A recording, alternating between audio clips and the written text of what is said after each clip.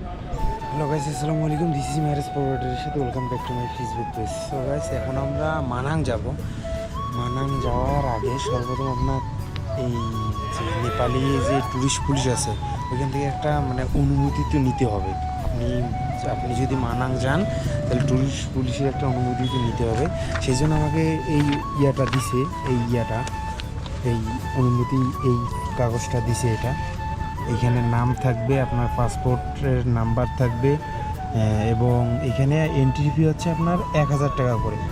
ঠিক আছে, নেপালি 1000 টাকা করে এই এন্ট্রি ফিটা জমা দিয়ে এই কাগজটা নিতে হবে, এবং এই কাগজটা অনেক সেফভাবে রাখতে হবে যাতে যেন এই কাগজটা নষ্ট না হয়। কারণ এই কাগজটা যদি না থাকে তাহলে আপনার আর মানাং থেকে বের হইতে দিবে না। ঠিক আছে, আপনার পাসপোর্ট নিয়ে সিলও মারে দিতে পারে।